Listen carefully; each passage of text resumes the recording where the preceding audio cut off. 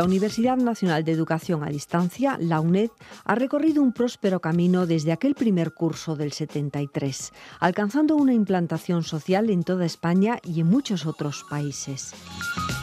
Y desde el principio, en cada curso, la radio ha estado ahí. Primero para impartir enseñanzas, porque podía llegar a todos los alumnos al mismo tiempo, y siempre como un medio de comunicación, una herramienta al servicio de la educación que se ha ido adaptando a los nuevos tiempos, como la propia universidad, transformándose con los avances tecnológicos, usando nuevas formas y lenguajes, manteniendo esa vocación de servicio público como parte del conjunto de los medios y herramientas que la UNED pone a disposición de los alumnos de toda la comunidad educativa. Así ve hoy el papel de la radio el profesor Manuel Jesús García Garrido, catedrático de Derecho Romano, primer rector de la Universidad Nacional de Educación a Distancia. Pues yo lo veo fundamental, creo que es necesario y que representa una gran ventaja la radio para los alumnos. No olvidemos que la Universidad Nacional de Educación a Distancia empezó con programas de radio durante mucho tiempo, hasta que por fin pudimos incorporar la televisión avanzados los años. Eran programas de radio que tuvieron un gran éxito, una gran difusión, porque estos programas de radio eran retransmitidos por la mayoría de las emisoras del país, no solamente las nacionales, sino incluso las locales. Los alumnos han alabado siempre la posibilidad de oír las emisiones de radio, y durante estos años pues ha sido una gran ventaja para el alumnado de esta universidad.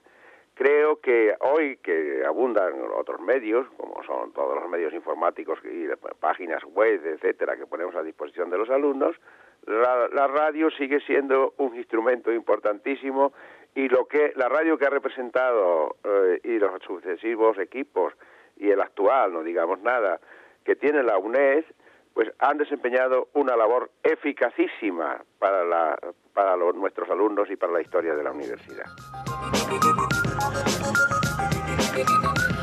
El profesor Juan Antonio Jimeno Ullastres, catedrático de Economía Aplicada, es el actual rector de nuestra universidad. La radio sigue siendo un elemento fundamental de comunicación a distancia, y en ese sentido el uso de las tecnologías de información y de comunicación modernos puede hacer parecer que la radio pierde peso, ¿no? Yo creo que eso es un error. Lo que hay que apostar es por una integración de todos los medios que ahora tenemos, ¿no? Y en este sentido es evidente que si en los comienzos de la UNED radio y televisión eran vanguardia, ahora implica que seguimos siendo vanguardia en la utilización de Internet y de todas sus posibilidades.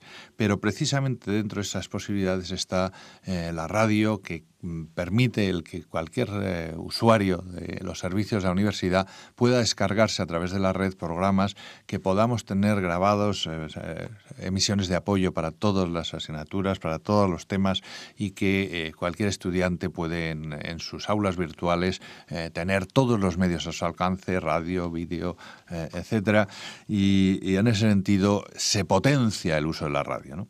Y por otro lado, la posibilidad de estar en las ondas implica el que la universidad puede llegar a mucha más gente que sus propios usuarios, y que en ese sentido también lo que la UNED ha servido siempre, es decir, la UNED a través de la radio y la televisión, a través de sus centros asociados, ha sido no solo un instrumento educativo esencial para quienes se han matriculado en ella, sino también un instrumento de difusión cultural, de acercamiento de la ciencia y de los avances en el conocimiento a toda la población en cualquier lugar, ¿no?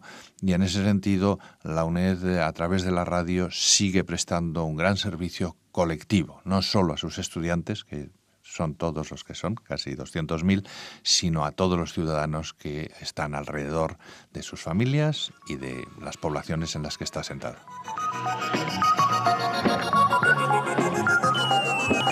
Con nuestras sintonías, fragmentos de nuestra historia más reciente, con las voces de profesores y otros expertos, con los temas más diversos, fragmentos de una radio educativa.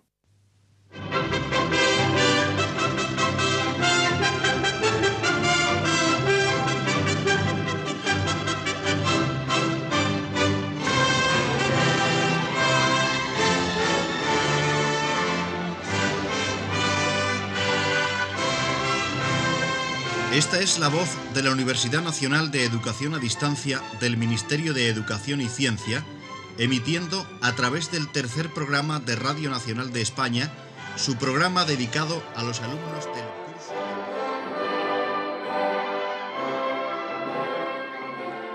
Esta es la voz de la Universidad Nacional de Educación a Distancia.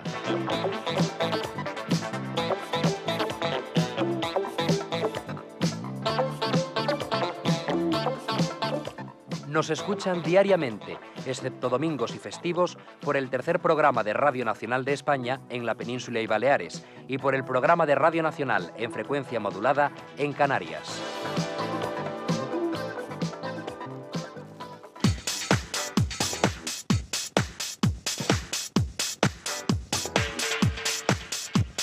UNED, la universidad más cerca de todos, en Radio 3.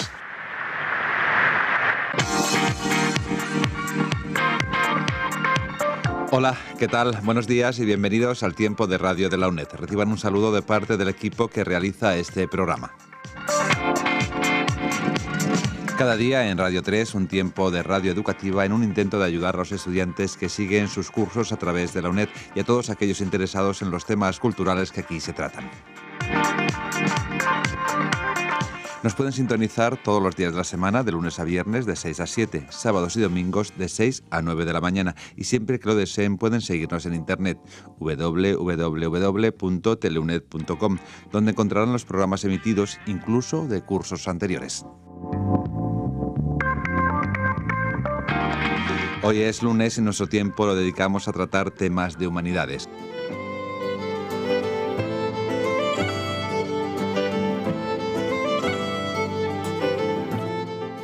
Aula de Filología la dedicamos hoy a literatura gallega. Conmigo en el estudio está el profesor titular de esta materia en la UNED, que es Manuel Rodríguez Alonso.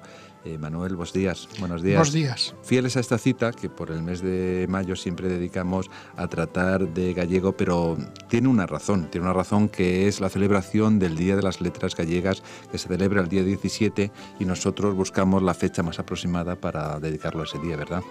Sí, en el año 1963 se creó por parte de la Real Academia Gallega, aprovechando aquellos años de aperturismo, el Día de las Letras Gallegas, que se celebra el 17 de mayo porque es el día en que se publicaron los Cantares Gallegos de Rosalía de Castro, que dio comienzo a la recuperación de la literatura gallega moderna, y es la obra que inicia la literatura gallega moderna. Sí, este día cada año se dedica para recuperar el nombre, la obra de alguna figura importante dentro de las letras gallegas. ¿Cómo se hace la elección del nombre de la figura de cada año? Ciertamente cada año la Real Academia Gallega elige un escritor al que homenajear. Tiene que cumplirse la condición de que este escritor hayan transcurrido 10 años desde la fecha de su fallecimiento. Uh-huh. La Academia Gallega, aunque esto no sea políticamente correcto el decirlo, pues como en todas las academias, y esto es muy sano, hay divisiones. Para el año 2007 se proponía la figura de Ricardo Carballo Calero. Pero Ricardo Carballo Calero, a algunos académicos, digamos académicos lingüistas, le resultaba una figura poco grata porque defendía una mayor aproximación del gallego al portugués y acabó siendo líder de la sección de los llamados lusistas o reintegracionistas.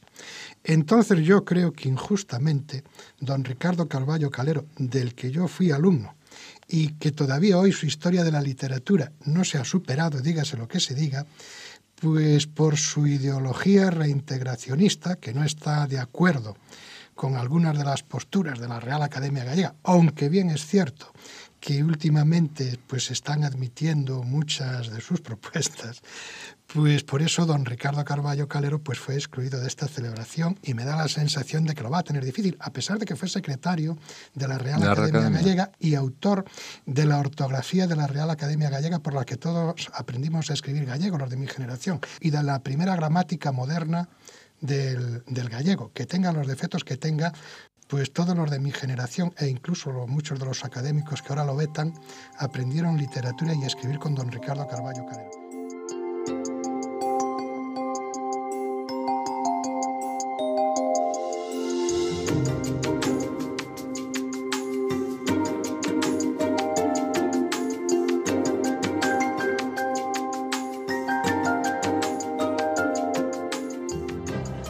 Nos venimos navegando hasta la Edad Media porque queremos hablarles a continuación de las técnicas de navegación que se empleaban en esta etapa de la historia. Se trata de un nuevo tema de la serie La Edad Media y el mar, que nos ofrece a lo largo de todo este curso el Departamento de Historia Medieval de la UNED.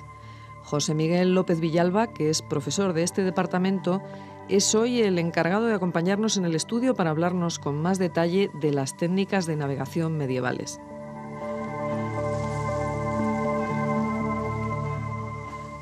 Bueno, pues ahora centrándonos en la Edad Media, ¿cuáles fueron los principales avances técnicos que se produjeron en esta etapa histórica?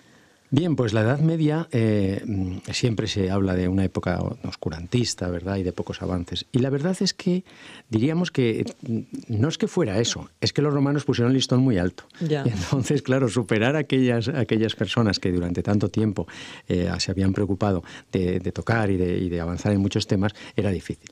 En cuanto respecto a la navegación, los romanos tenían muy perfeccionado las cuestiones de la tracción por remos y la tracción por vela. Es decir, que durante mucho tiempo, en la Edad Media, no se avanzó nada.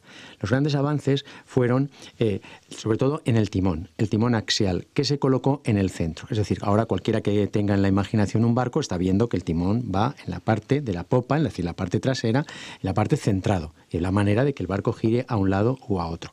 Pero los romanos y otros pueblos lo tenían lateral, es decir, era un poco como los gondoleros, tenían que apoyar en el agua para que el barco girase, lo cual la maniobrabilidad del barco disminuía mucho. Ese que podía ser el gran avance. Y luego otro de los grandes avances, indudablemente, es la brújula. Porque claro, la navegación que se hacía en la antigüedad y en los primeros siglos de la Edad Media era lo que llamamos navegación de cabotaje. Es decir, cuando se iba a algún sitio, lo que se iba era viendo la costa. Y cuando llegaba la noche, si no se veían las estrellas...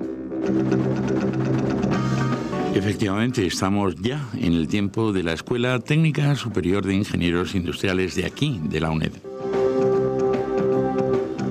El gas natural en la producción de energía eléctrica.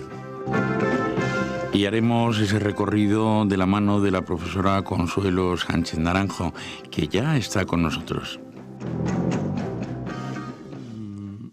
Bueno, ha hablado usted repetidas veces, además, de los ciclos combinados, sus ventajas y su irrupción en el mercado del suministro de energía eléctrica.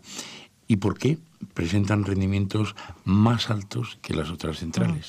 Bueno, voy a ver si lo explico de una forma así simplificada.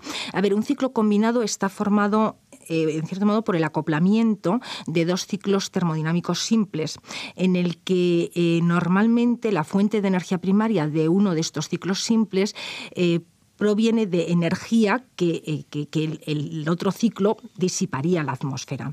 En el caso concreto de los ciclos que se utilizan en producción de energía eléctrica, consiste en el acoplamiento de un ciclo de turbina de gas, un ciclo Brayton, con un ciclo de turbina de vapor, un ciclo Rankine.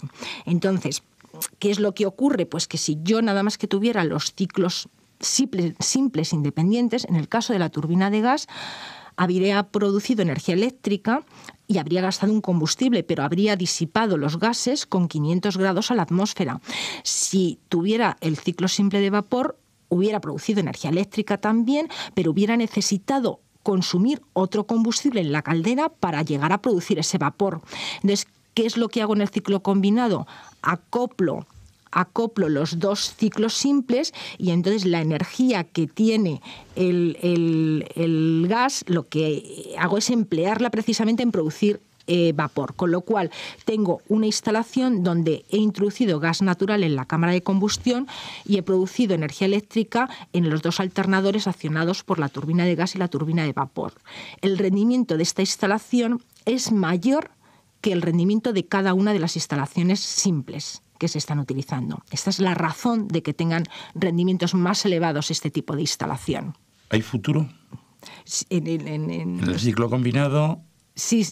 Y en las otras energías que hay que desarrollar. Bueno, sí, tiene que haber futuro porque va a haber futuro porque gastamos muchísima energía y entonces necesitamos de todas las fuentes de energía, tanto para producir energía eléctrica como para otra energía térmica. O sea que el tema energético efectivamente es un tema con mucho futuro. Pero bueno, lo que hace falta es que efectivamente la gente se entusiasme y tenga interés por estos temas y desarrolle, porque entre lo que consumimos y el daño que no hemos mencionado, el daño que ocasionamos al medio ambiente, pues hay que buscar soluciones como sea.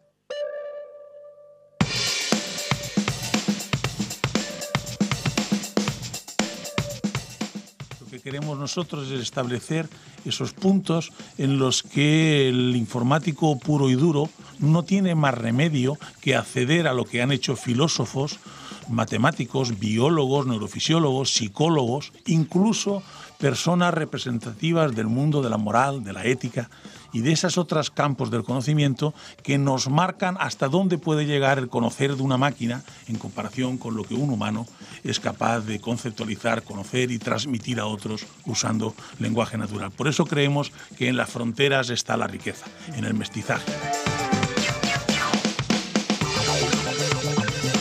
Aquel primer día de presentación reflexionábamos con el profesor Mira acerca de una cuestión.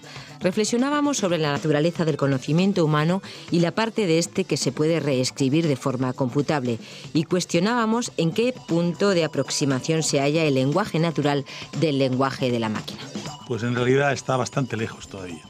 El lenguaje de la máquina es un lenguaje formal, es un lenguaje frío que está basado en la electrónica digital y en las capas de organización que hemos sido capaces de poner encima de esa máquina digital. Pero la máquina digital está hecha al final de un cristal de silicio, que es un cristal gris, que lo único que hace es distinguir cuando se conduce más en un sentido que en otro. En cambio, el lenguaje natural es el pensamiento. Pensamiento y lenguaje son idénticos, el lenguaje es una realidad biológica, emerge de la praxis del vivir de cada uno de nosotros y en él está sedimentado la historia de la humanidad, la cultura, la política, la sociología. Es decir, el lenguaje es rico. El lenguaje es pensamiento, el pensamiento es lenguaje, hay semántica, hay propósitos, hay intenciones. Estamos muy lejos, afortunadamente. El día en que el lenguaje natural sea directamente computable y le podamos decir a una máquina, calculemos, como le decía Leibniz, o que seamos capaces de hacer computable los aspectos más genuinos de la creatividad humana, de la decisión, incluso llegando a las fronteras de la inteligencia emocional, pues ese día se acabó la asignatura de inteligencia artificial. No tenemos que luchar en las fronteras de nada, seríamos un reino establecido, como en la actualidad es, qué sé yo, pues campos tan honestos como las bases de datos o el cálculo numérico.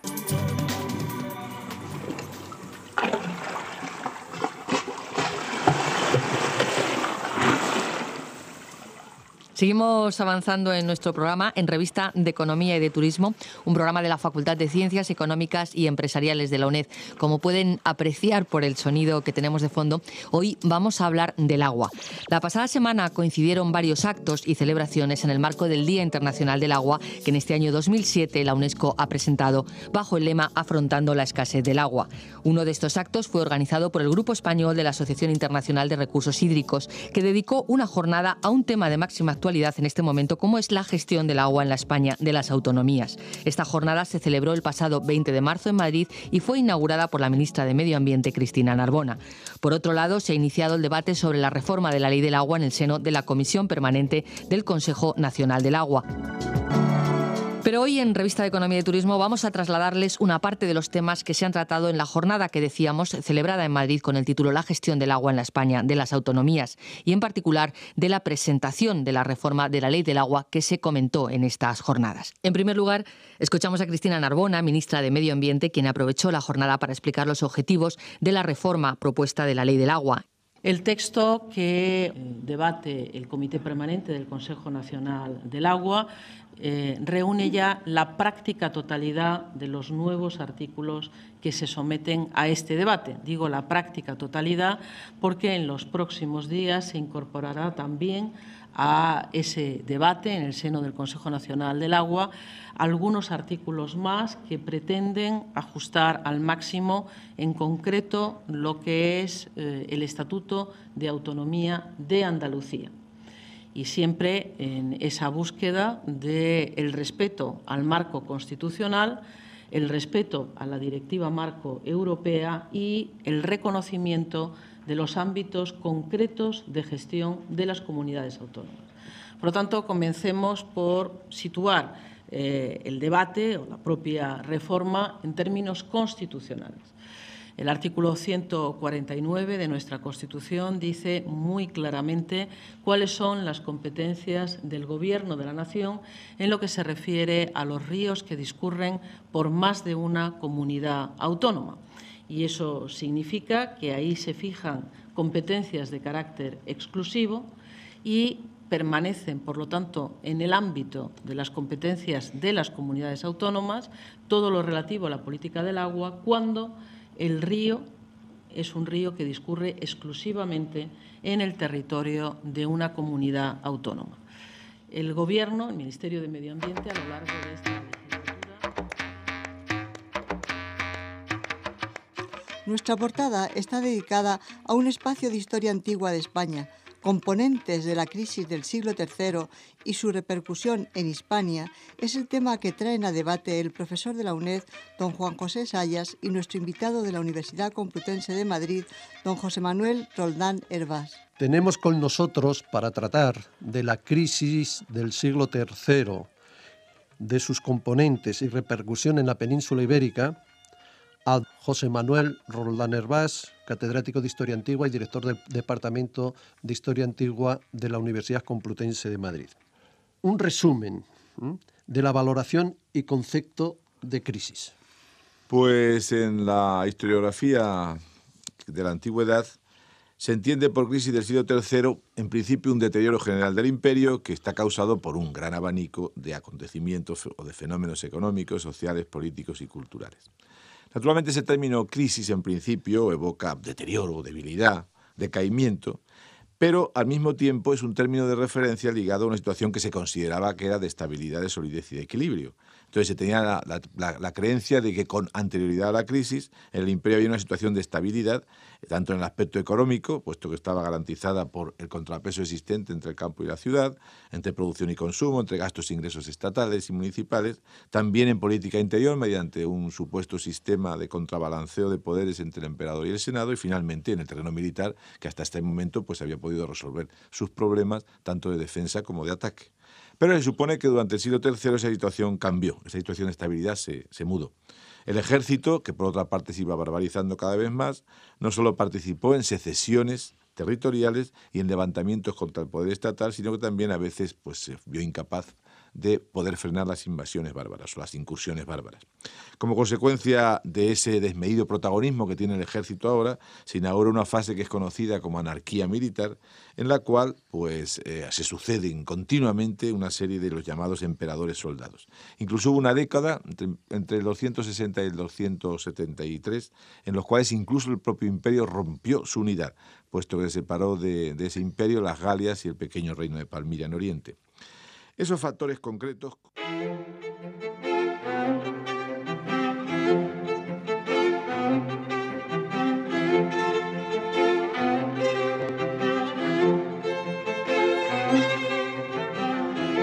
Comenzamos ya Revista de Filosofía, un tiempo de radio que desde la programación de la UNED en Radio 3 dedicamos a la reflexión y al debate sobre la filosofía contemporánea. Antonio García Santesmases, profesor de Filosofía de la UNED y coordinador de este programa, está ya preparado para diseccionar este libro junto con su autor, el profesor Manuel de Puelles. El libro se titula Estado y Educación en la España liberal, 1809-1857, un sistema educativo nacional frustrado. Les dejamos pues en su compañía. Y ahí de pronto llega todo ese debate y esa figura que comentábamos antes ha sido ahora muy leída, comentada. Tuvimos aquí a Gómez Llorente el año pasado y comentamos algo de lo de Condorcet, que él había sacado también un trabajo sobre eso, que es la figura de Condorcet y el lugar que él quiere dar a la educación. Es decir, cómo ve la importancia que tiene para construir la nación, que claro, es un debate que llega casi hasta ahora. Sí, porque, por ejemplo, está el problema de la separación entre moral y religión, el lugar del culto religioso como un lugar que no debe entrar en la escuela, el problema de la instrucción, los grados de la instrucción. Dinos algo de esta figura de Condorcet. Bueno, la figura de Condorcet es una figura para mí muy actual, una figura muy viva. Condorcet se le ha llamado el pedagogo de la democracia y es posiblemente una de las mentes más lúcidas de la Revolución Francesa, que comprende que ese nuevo Estado y esa nueva nación, que prácticamente la nación en sentido político la inventa la Revolución, solamente puede prosperar si tenemos ciudadanos instruidos. De ahí viene el famoso plan que él presenta a la Convención con 3 escalones: instrucción elemental, instrucción secundaria y instrucción superior. Ahora bien, Condorcet, esto me importa decirlo, Condorcet es un laico, su pensamiento es profundamente laico. Es más, él tiene un momento en una de sus memorias que dice: desgraciado aquellos pueblos que ponen la educación en manos de los sacerdotes. ¿Por qué dice esto? Era un ataque a la Iglesia, él era anticlerical en el sentido beligerante del término tradicional. No, lo que ocurre es que la educación en el antiguo régimen está prácticamente en manos de la Iglesia y de las órdenes religiosas. Y lo que Condorcet cree, para formar una nación, para formar un Estado nuevo, necesitamos ciudadanos instruidos no por clérigos, sino por laicos. El pensamiento de Condorcet es fundamentalmente hay un laico. texto tuyo aquí que además nos sirve después para hacer el enlace de la dificultad que tendría este planteamiento en España, pero donde justamente Condorcet dice esto, ¿no?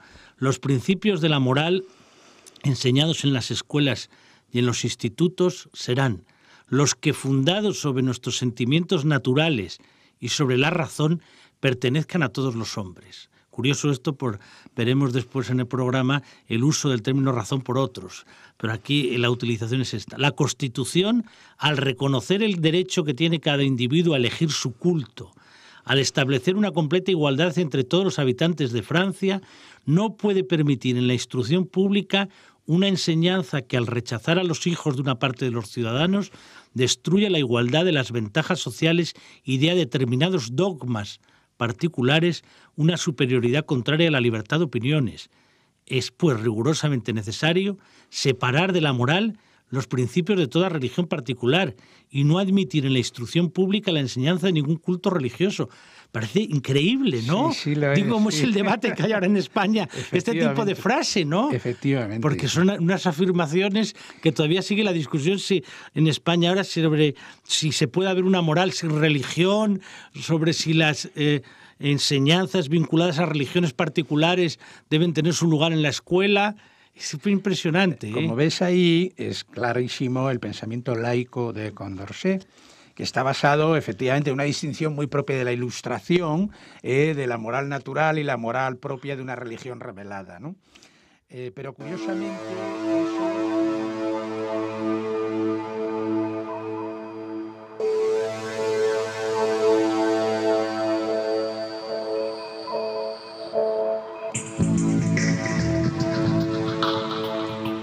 Ha pasado un año largo desde el desastre del Prestige y en su momento, el curso pasado, dedicamos un programa a analizar la catástrofe desde el punto de vista ecológico. Hoy, en este tiempo dedicado a la política y a la sociología, en Foro Político y Sociológico, vamos a rememorar aquel despropósito ecológico. Aunque las estampas de la costa gallega y del norte van recuperando su color habitual, los lugareños dicen que ya nada será como antes. Pequeñas galletas aparecen a diario y residuos procedentes del fondo marino ensucian los aparejos de los barcos.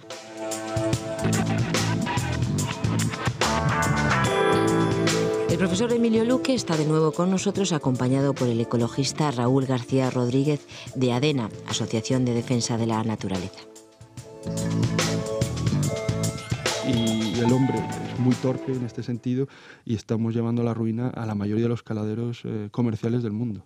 Claro, y no solo por explotación, sino por la cantidad de cargas que volcamos sobre el mar, como la que estoy seguro que en vuestra organización habéis seguido con muchísima atención, que es la crisis como la del Prestige. Sé que habéis publicado informes al respecto y supongo que tú, como responsable de pesca, habrás tenido mucho que ver con esos informes. Entonces, añadiendo a este problema de explotación problemas de contaminación y de vertidos como el Prestige, pues la cosa no debe andar muy bien en las costas gallegas. Entonces, ¿podrías contarnos un poco de...? Este marco que presentas yo creo que es muy interesante y es el adecuado, en el sentido que el prestige es un problema que se suma a otros que ya hay sobre nuestro medio ambiente. El prestige aislado, en un mar con buena salud, en un mar vigoroso, su recuperación pues, sería relativamente en corto plazo y sería un problema puntual, pero no crónico. El prestige, el problema es que se viene a sumar a otros aspectos de degradación de nuestras costas, relacionados con la gestión de la costa, de infraestructuras, a otras mareas negras previas, son 5 en los últimos 32 años, 5 mareas negras, de las cuales a mí me ha tocado vivir, creo recordar que 4, como gallego, y a un estado de muchos caladeros y incluso de recursos costeros, los que llamamos multiespecíficos, donde no está identificada la unidad de gestión, sino que hay muchas especies que explotan nuestros pescadores, donde hay problemas de sobreexplotación y problemas de agotamiento de algunos de ellos.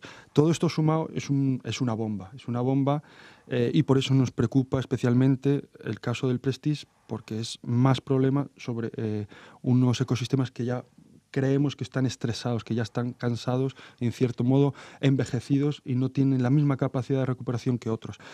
En un año poco podemos evaluar de cambios a nivel biológico, a nivel ecológico, en cuestiones tan complejas como son los ecosistemas marinos, como es el sistema marino. Pero lo que sí podemos confirmar es que nos enfrentamos probablemente a una de las peores mareas negras de la historia, en muchos aspectos, en extensión de zona afectada, en las aves muertas, en la cantidad de ecosistemas diversos, en los hábitats diversos afectados, en las repercusiones socioeconómicas. Estamos hablando de la zona más dependiente de la pesca de toda Europa, con una economía, en el caso gallego, fuertemente entrelazada con el sector primario extractivo y marisquero y acuícola. Y reuniendo la información disponible en este último año, podemos asegurar que estamos hablando de una de las peores mareas negras, insisto. Antropología. En Radio 3. Hoy tenemos pendiente una conversación que dejamos sin terminar en el último programa. Vuelve a estar con nosotros el profesor Francisco Cruces y está acompañado también por los mismos contertulios de la anterior ocasión para reflexionar sobre lo próximo distante.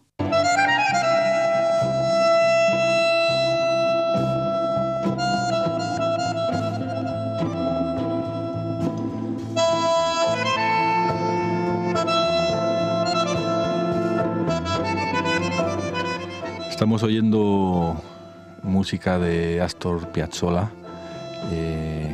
No sé si es una música muy argentina o muy parisina. Y estamos hablando con Fernando Monge del Departamento de Antropología, con Néstor García Canclini y con Renato Ortiz, que son profesores respectivamente de la UAM Iztapalapa de México y de la Universidad de Campinas de Brasil, ambos expertos en temas de comunicación y cultura en América Latina y en otras partes. Buenos días. Buenos días. Buenos días. Hola, ¿qué tal? Bueno, el chiste sobre Piazzolla tiene sentido, porque en realidad oye uno un bandoneón e inmediatamente lo identifica como denominación de origen argentino o porteño, ¿no? Pero realmente es una música de fusión, ¿no? Sería imposible hoy entender músicas como esta sin hacer referencia a su múltiple pertenencia, a su vinculación simultánea pues con no solo dos continentes, yo diría más continentes. El tango se ha vuelto un género nómada. Este carácter nómada y híbrido de la cultura contemporánea yo creo que coloca a la antropología en una posición probablemente nueva con respecto a su propia tradición, relativamente nueva. Yo creo que hace ya muchas décadas que los antropólogos han enfrentado este cambio de objeto, y sobre él es que me gustaría invitaros a conversar un poco cuál es el lugar de la alteridad, el lugar del otro y el discurso sobre el otro que es posible para una antropología contemporánea ante este tipo de hibridez y de situación de doble pertenencia. En un programa reciente hablábamos también con Renato y con Fernando y con Néstor sobre la realidad múltiple de América Latina y la imposibilidad de pensar culturas nacionales sin incluir pues toda la diversidad y los diálogos que se han dado dentro de esas culturas nacionales. Si os parece, podemos empezar por ahí. El tango es un ejemplo elocuente de las transformaciones culturales y la hibridación. En primer lugar, por el modo en que se formó. Sabemos que el bandoneón viene de Alemania, pero también en los usos que ha tenido el tango ha habido influencia del acordeón de origen italiano, de la tarantela también italiana, la habanera cubana, más otras músicas que se mezclaron en los bajos fondos de Buenos Aires a principios del siglo XX. Después de que esa heterogeneidad fue siendo ordenada, se formó un canon de lo que era el tango. Y cuando apareció Piazzolla en los años 60, teniendo mucho éxito en algunos sectores de la Argentina, especialmente en Buenos Aires, pero no solo allí, los viejos tangueros decían que eso no era tango, se enfurecían, como siempre. Porque no era tango a la parrilla, ¿no? Y Piazzolla no discutió hasta dónde llegaba el tango y si lo de él también podía recibir ese nombre. Dijo, es música de Buenos Aires. Y de algún modo estaba diciendo algo pertinente, porque era una música que representaba una experiencia intercultural de una ciudad tan heterogénea, una mega ciudad.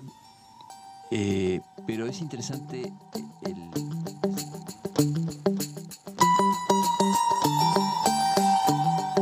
El mundo del derecho. La financiación de las haciendas descentralizadas en la actualidad va a ser el tema que tratamos y con el que cerraremos el programa de esta mañana de El mundo del derecho. Lo vamos a hacer con el catedrático de Hacienda Pública y Economía Política, Juan Antonio Gimeno. Muy buenos días. Hola, muy buenos días. Y para quien no lo sepa, que creo que todo el mundo lo sabrá, también el rector de nuestra universidad. Así que muchas gracias por atendernos también. Nada, encantado. El tema de la financiación de las haciendas descentralizadas y especialmente de la financiación autonómica es de los que interesan al conjunto de la sociedad y no solo a los estudiantes de unas asignaturas. ¿Por qué es importante y cuáles son los aspectos fundamentales? Efectivamente es muy importante porque afecta a la vida cotidiana de todos los ciudadanos, ¿no? Cuando, como ocurre en España, las competencias que realiza el sector público a la hora de atender los servicios colectivos, los servicios públicos, se distribuyen entre distintos niveles de gobierno, ¿no? Entonces, en nuestro caso tenemos la Administración General del Estado, tenemos las administraciones autonómicas, tenemos un nivel intermedio que incluye diputaciones, cabildos insulares, etcétera, y tenemos los ayuntamientos como grandes claves, ¿no? Entonces, esto es lo que implica un debate sobre cómo se reparten las competencias entre cada uno de estos niveles, y en nuestro caso es un proceso que se ha realizado con mucha rapidez, porque en muy pocos años se ha pasado de un Estado absolutamente centralizado en que la Administración General tenía el 85% del gasto público, a una administración en la que ahora el peso fundamental de los servicios públicos está en el nivel autonómico, que supera ya con creces a la Administración General. Por lo tanto, el discutir cómo se financian esos servicios públicos del nivel autonómico, cuando históricamente y todavía la competencia fundamental de recaudación de tributos está en la Administración General, implica un cierto desajuste, implica la necesidad de ver cómo se va arbitrando paulatinamente un sistema que permita financiar esas competencias locales, ¿no? Entonces, las discusiones son, por supuesto, ver qué competencias tiene cada nivel y en qué medida hay que coordinarlas entre sí, qué autonomía tiene cada nivel para realizar esas competencias, que también va relacionado con qué recursos tiene para hacerlo, y también cómo se garantizan unos recursos básicos iguales para todos los niveles de la administración, de modo que todos los ciudadanos, sea cual sea el lugar donde estén, reciban o puedan recibir al menos unos servicios mínimos semejantes, ¿no? Ese es el gran debate y, por lo tanto, afecta mucho al bienestar cotidiano de los ciudadanos. Hay unos principios claros sobre los que construir el modelo.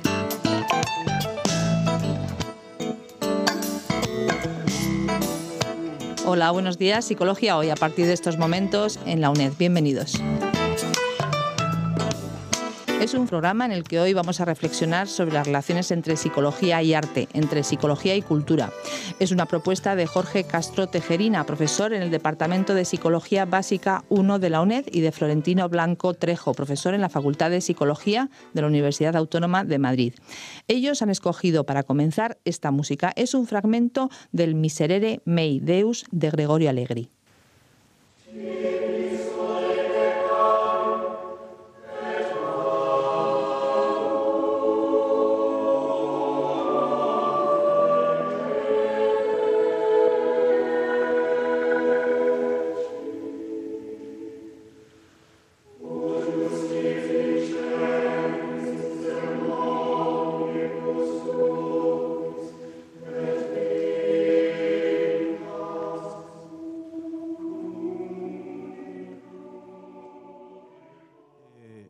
La versión que acabamos de oír, y voy resumiendo un poco esta primera aproximación al mito Mozart, contiene uno de los elementos más salientes y más decisivos en este proceso de constitución o de invención del mito Mozart, ¿no?, por decirlo de una manera más radical, que es un do sobre agudo, a cuya altura hemos cortado en cierto modo la pista, ¿no?, para que el oyente la tenga más clara o más presente.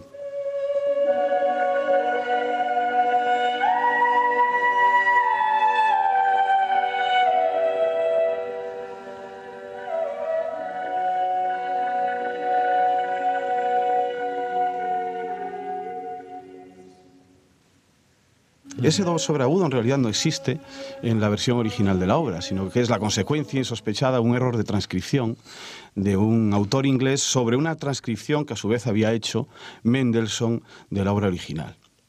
De manera que ese do sobre agudo, que nos hace ver la obra, digámoslo así, como una especie de expresión densa, simbólica, del espíritu musical más genuino, de la pureza de la música, ¿no?, de su capacidad para extremar las condiciones de la naturaleza humana, ¿no?, para llevarlas al límite, no existía en la obra de Allegri. Y sin embargo, los comentaristas, los musicólogos y algunos especialistas y tal, suelen identificar, en cierto modo, el do sobre agudo, que aparece al final del fragmento que acabamos de oír, como el motivo que en cierto modo llevó a Mozart de manera absolutamente impulsiva y ciega a sacar, de alguna manera, a robar, a extraer, digámoslo así, la obra de su contexto de fabricación y de su contexto habitual, de la Capilla Sistina. La idea entonces es que Mozart queda afectado, queda casi mística o religiosamente afectado por esta situación, y por lo tanto se ve impelido, se ve necesariamente, inevitablemente condenado a sacar la obra de su sitio y a publicitarla, llevarla más allá. Bueno, la cuestión importante en todo caso es que los psicólogos nos hemos venido confabulando con estas tareas radicalmente importantes, ¿no?, de construir imágenes sobre nosotros mismos que proyectamos sobre ciertos individuos de la cultura en forma hiperbólica a veces, ¿no? La psicología, digo, se ha venido confabulando históricamente en el proceso de fabricación, digámoslo así, de imágenes del hombre a través de la constitución o la invención, en cierto modo, discursiva, práctica, incluso a veces supuestamente racional, ¿no?, de este tipo de mitos. Bajo esta misma lógica, Mozart acaba siendo considerado por la psicología oficial como la expresión más radical de una concepción, de esa extraña y paradójica concepción de la inteligencia como una realidad, por un lado, organicista, medible, natural, ¿no?, contable, y al mismo tiempo misteriosa, es decir, inefable, inexpresable, incomprensible en cierto modo, ¿no? Mozart representa el límite de esa incomprensión radical de lo psicológico, ¿no?, en nuestra cultura.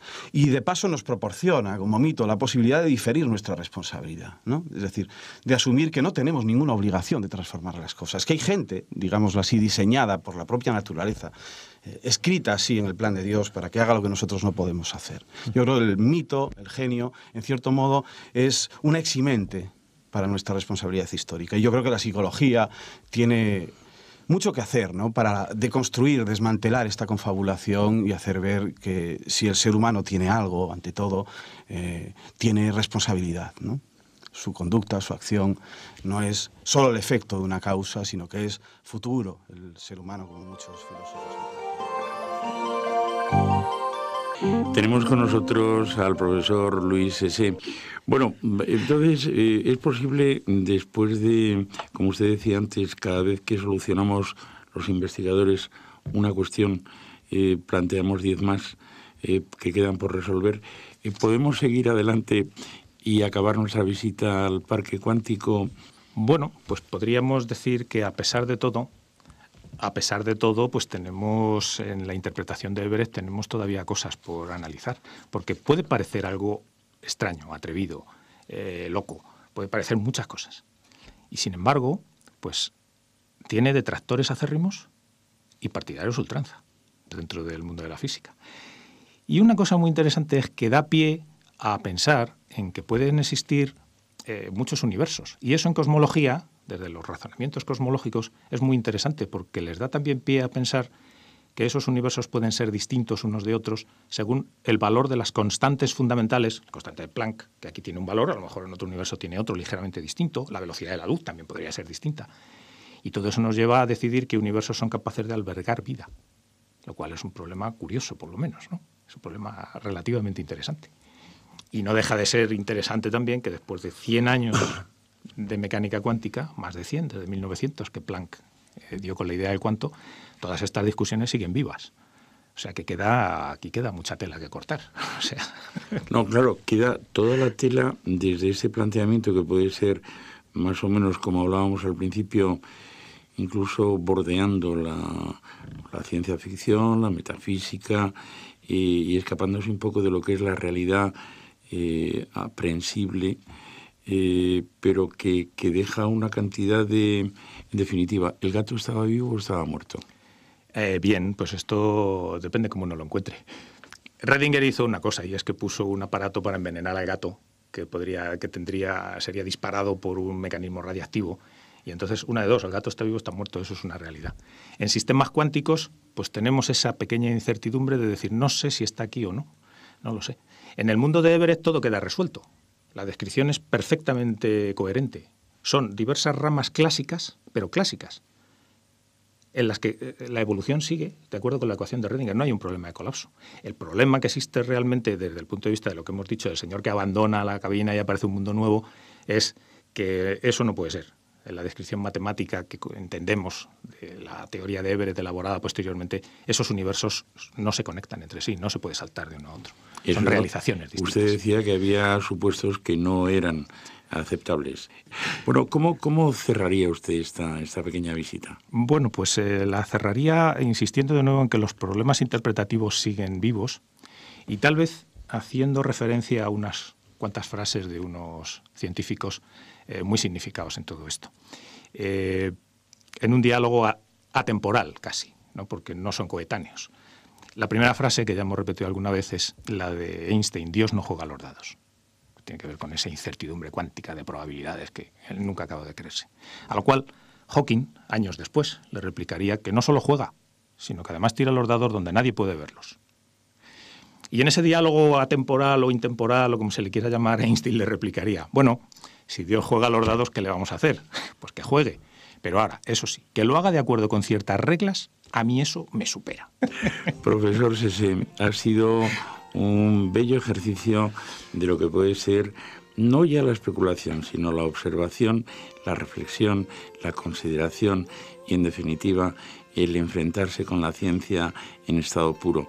Eso es lo que nuestros alumnos deberían aprender, no solo a confeccionar determinadas piezas concretas o determinados análisis concretos, sino también darse cuenta que el conocimiento es algo más y es ellos mismos desarrollándose en la vida que les toque vivir. Sí, además es que pueden participar en ese desarrollo.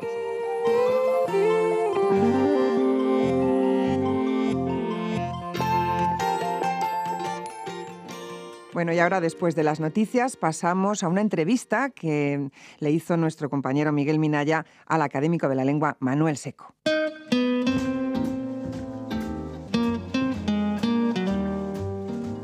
Profesor Seco, buenos días y bienvenido a la UNED. Buenos días.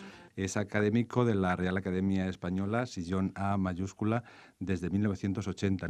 Es catedrático jubilado de instituto, presidente de honor de la Asociación Española de Estudios Lexicográficos y es autor del diccionario de dudas y dificultades de la lengua española, que apareció la primera edición en 1961, la última creo que ha sido en 2002. Muchos años despejando dudas y dificultades, ¿no, profesor Seco? Sí, muchos. Y las dudas son interminables. Bueno, y los alumnos y los periodistas agradecidos, ¿eh? Yo creo que usted, profesor Seco, habrá podido comprobar que, de alguna manera, la evolución de la lengua en los últimos 50 años ha supuesto una evolución de la sociedad española, sin duda. ¿Qué ha supuesto ese periodo en el lenguaje? Pues ha supuesto mucho. Nosotros escogimos precisamente unas determinadas fechas. Bueno, la fecha de cierre de nuestra recogida era la obligada de cierre con vistas a la imprenta, ¿no? Pero el comienzo, ¿por qué escogimos el año 55 y no el año 50, por ejemplo, o el año 45? Son fechas que suenan bien. Podíamos haber escogido también el año 39, final de la Guerra Civil, o 75, fecha de la muerte de Franco. Son todas fechas más o menos importantes. ¿Por qué el 55? Es que tiene su importancia. El año 55 supone para España un cambio de rumbo dentro del régimen que entonces había. El año 55 es cuando empiezan a tomar tierra las bases americanas. Es cuando, forzosamente, por exigencias políticas y económicas, España tiene que abrirse más al exterior. Y eso supuso una renovación que fue insensible para la masa del país, pero que fue muy visible en la literatura. En ese medio siglo, en esa literatura del medio siglo, la novela, que ha sido una de las grandes fuentes de nuestra documentación, la novela incorpora masivamente la lengua coloquial. Es el neorrealismo en la literatura. La aparición del jarama, la novela El jarama, es importantísima porque se produce en el año 56, precisamente en el comienzo de nuestro periodo. Y el jarama ha sido una de nuestras fuentes de la lengua coloquial. Y otras obras de esa misma época tienen una importancia parecida. Entre visillos, de Carmen Martín Gaites, una novela, Tiempo de silencio, es una novela importantísima que ha dejado huella en toda la literatura posterior. Pues son unos fenómenos políticos, sociales y literarios que nos parecieron especialmente significativos en la historia del idioma. Que luego se ha producido una evolución, naturalmente. Precisamente he citado antes una fecha significativa, la muerte de Franco. Se produce entonces la transición y se produce una apertura grande en el uso del lenguaje. El hecho de que la gente tuviese la sensación de que ya no existe censura hacía que la gente hablase ya un poco de otra manera. Hay muchos neologismos nacidos en ese periodo, en el nivel político, en el nivel social, en los bajos fondos, en todo. Y después, en los años siguientes, pues ha seguido produciéndose la evolución, como ocurre en todas las lenguas. El paso del tiempo es el paso del tiempo sobre la sociedad, y al cambiar la sociedad cambia el lenguaje que utiliza. Cada generación que entra en combate en la vida de un país quiere distinguirse de la generación anterior y por eso inventa cosas que le gustan, aunque solo sea para diferenciarse de sus padres. Esto es un fenómeno que ocurre siempre y por tanto la lengua nunca se está quieta.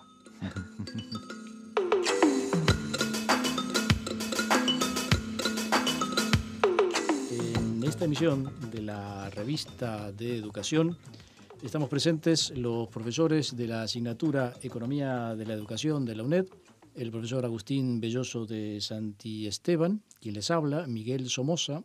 Contamos hoy con Alberto Montero Soler, profesor de Economía Aplicada de la Universidad de Málaga. Es además autor de un artículo aparecido en el último número de la revista de Educación, editada por la Facultad de Educación de la UNED, cuya parte monográfica está dedicada específicamente al tema de la economía de la educación. Y el profesor Alberto Montero escribe un artículo titulado Educación, Economía y Mercado, crónica de una difícil relación. En parte, desarrollaremos o trataremos de desarrollar durante este programa el tema de las políticas neoliberales en educación y de modelos alternativos en educación a las políticas neoliberales. Yo creo que convendría, para situar un poco a la audiencia, explicar un poco cuáles son las características principales, los elementos que definen las políticas neoliberales en educación. Sabemos que el neoliberalismo de alguna forma se institucionalizó como práctica política alrededor de los años 80, principalmente a través de los gobiernos de Margaret Thatcher y de Ronald Reagan, y a partir de allí fue adquiriendo una expansión con el apoyo de instituciones internacionales como el Banco Mundial, la Organización Mundial del Comercio. Pero para comenzar y para ir adentrándonos en el tema, le preguntaría al profesor Alberto Montero si podría definirnos un poco en qué consiste las líneas que definen este movimiento neoliberal aplicado sobre todo a los aspectos educativos. Sí, bueno, las líneas que definen las políticas neoliberales en general y en concreto en el ámbito de las políticas educativas están marcadas básicamente por la transferencia de la regulación desde las instituciones estatales, desde el ámbito estatal, hacia el ámbito del mercado, pensando que en el mercado, suponiéndole una mayor eficiencia en la gestión de todo lo que realiza, va a transferir hacia el ámbito de las políticas pues esa mayor eficiencia, de manera que en el caso concreto de la educación se produce una progresiva incorporación o intrusión de los mecanismos de mercados en el ámbito de una política social que ya había sido definida como un derecho de ciudadanía hace mucho tiempo y que constituye uno de los pilares esenciales del estado de bienestar. En concreto, en el ámbito de la educación podríamos hablar de tres pilares fundamentales o tres vertientes a través de las que las políticas neoliberales se han hecho fuertes. Uno sería el ámbito de la privatización, otro sería el ámbito de la progresiva mercantilización de las políticas educativas y otro sería el ámbito de la comercialización de algunos aspectos vinculados a las políticas educativas. Yo creo que a partir de ahí podríamos ir. Comenzamos nuestro programa con introducción a la sociología. Nos acompaña, como ha sido habitual a lo largo de todo el curso, la profesora Violante Martínez. Buenos días, bienvenida. Buenos días, Isabel. Hoy es el último programa ya de esta asignatura y del curso de acceso. Y vamos a hablar de varias cosas. Vamos a hablar de los aspectos sociales del multiculturalismo y también, por supuesto, hablaremos, aunque sea brevemente, del examen final. Yo creo que para hablar de este tema debiéramos empezar hablando un poco del tronco de donde parte. Y este tronco es el concepto de cultura, ¿no? Sí, exactamente. El concepto de cultura. ¿Qué podemos decir que es cultura para la sociología? Cultura no es algo parecido a esa noción que tiene el ciudadano de una persona que tiene grandes conocimientos de arte, de cine, de literatura, que es una persona culta, que es una persona que tiene unos conocimientos y un bagaje adquirido a través de su instrucción, de sus lecturas. Cultura se refiere en ciencias sociales y más concretamente en sociología, y después nuestra hermana, la antropología, que coge el concepto de cultura de una manera antropológica y sociológica muy interesante y que no se pueden separar, pues es un cúmulo de conocimientos, como decía anteriormente, pero no solo conocimientos, sino de formas de ser, de costumbres, de esas características que tienen los seres humanos de relacionarse unos a otros. Es toda nuestra manera de pensar, de actuar, de comprender la vida. Es en realidad todo lo que hemos adquirido en la sociedad, no solamente algo específico como unos conocimientos, sino nuestra manera de comportarnos, de vestirnos, de ver la vida, el conjunto de ideologías. En general es todo lo que los seres humanos han construido para vivir en sociedad. Por lo tanto, no son el bagaje cultural como podríamos. ¿Piensas que no puedes encajar la universidad en tu vida? Con la UNED sí puedes. Si estás lejos. Si estás cerca. Si estás liado. Si tienes tiempo libre. Si eres un clásico. O estás hecho un chaval. Con la UNED sí puedes. UNED, la universidad para todos. Nuestro correo electrónico radio@uned.es está a su disposición. Su opinión es importante. radio@uned.es.